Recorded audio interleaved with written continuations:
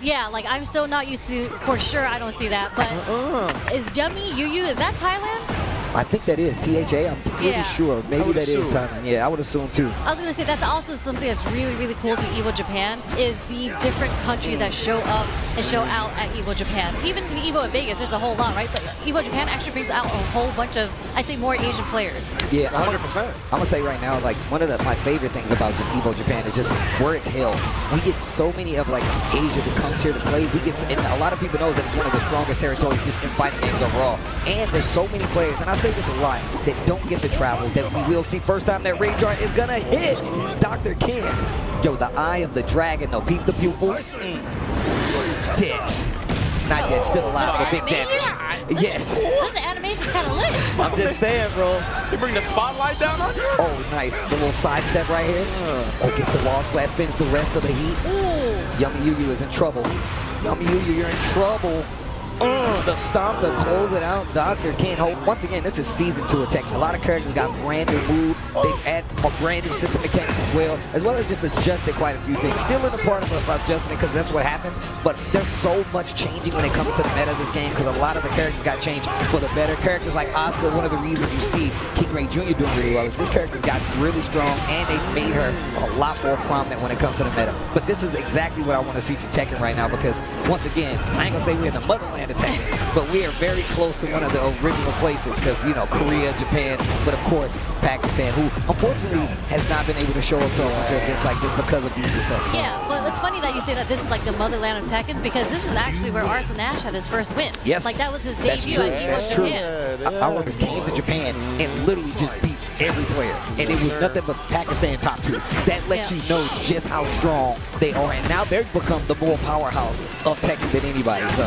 And speaking of powerhouses, I feel like I've heard a lot about Feng since the release of Tekken 8. Is he still prominent in the meta? I think the thing is that like he has so many great folks. And he's historically had great folks, but even more so, they gave him new transitions out of certain stands. That means he can keep the pressure up even more so. Okay. And the fact is, one of these things where you're going to be really aggressive with it. His poke kind of put that to a test. He's like, how good can you navigate my pokes? How well can you sidestep my offense? And it's about keeping people honest. One of these new extensions we was just talking about. Even more so, the back turn mix gets the clean hit to the wall. We go, heat to extend the combo. Yeah, because I feel like when I watched Feng and Tekken 7, it was a lot of like the stances were like gimmicks to hit people real quick, but then you had to go back into your regular basic game. And it feels like he's got a lot more like flavor in Tekken 8. And actually, you know, like Feng was kind of like vanilla. He like his moves were good, but they were like very linear, you know what I mean? Yeah, no, you're 100% right. But they definitely kind of flushed them out when it just comes to Tekken 8. Like I said, a bunch of these characters got new moves. Speaking of characters in Tekken 8 who are kind of and almost completely different, Eddie Gordo, my man is almost completely reworked. He has brand new moves, and the way his stance was working are a little different. I am busted. I am busted in blisters, but not the blisters that you would love because now we have some good.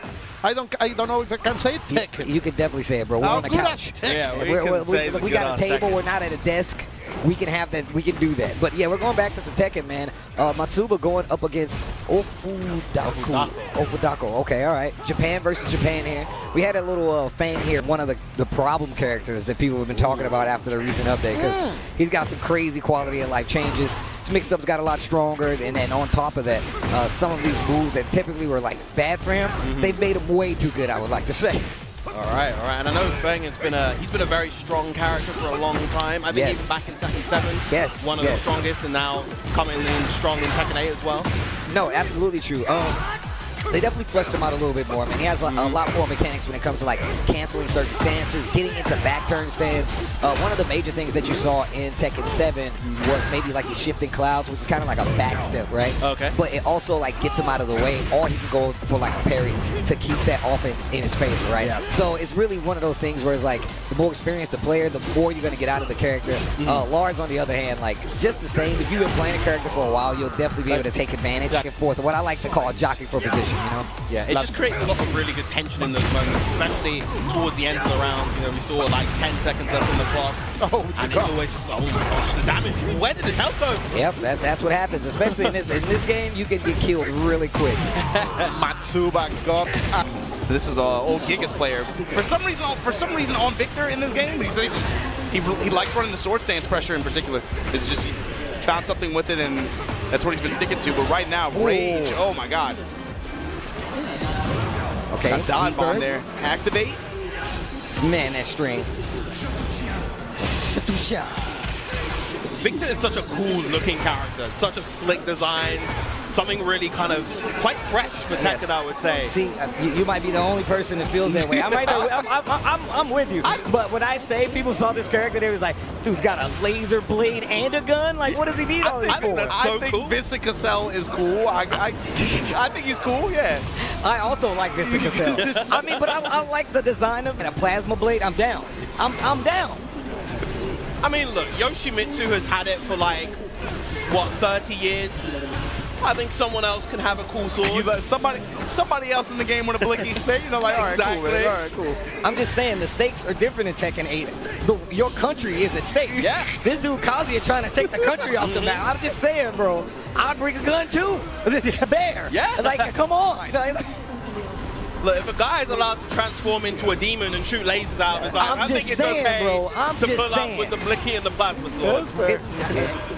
They in a Coliseum celebrating that their country could just get removed from the map. That's ridiculous. This dude Kazuya is really evil, bro. That's crazy. That's it though, he's having a hard time versus this grown man with his bare fists. The fist that killed his master and killed Kazuya, I keep waiting for him to be like, no, it's cool. I'm just kidding. I'm good. And he's like, he doubles down. He doubles down every time. I'm like, bro. It gets worse, actually. He's like, you know, at first I just wanted to get rid of my dad, and now my son. But you know what? Forget this. We're going to take it all over now. I'll never apologize. I never apologize. I'm not seeking for. That's what he said. I'm not seeking forgiveness. Yep. I'm not seeking forgiveness. Oof. Had really good timing on call-outs on the part. The floor is lava. Oh, what a block. quite literally. That was a great block. Great punish on top of that. You going to use that now? Yes, I am. Spin and stomp. Activate. Straight to the wall as well. Oh, the full charge. Break the glass. Back to the wall you go. Yo, rage. Okay. Goes for the low this time. And goes for the low a little too much. Duck launch. Pulls it out. Look at the down back threes. Oh, not sure what that was.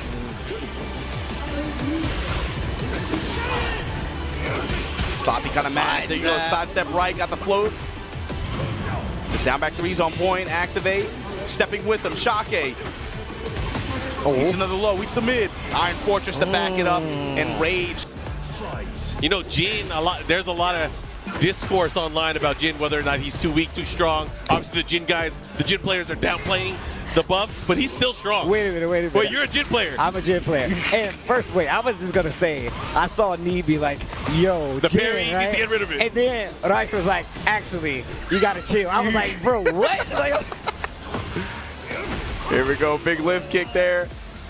Roach Afterwards. jab strings down for one, able to intercept. Roach really trying to push that jab on him. Ooh, here we go. Comes with the wall standing.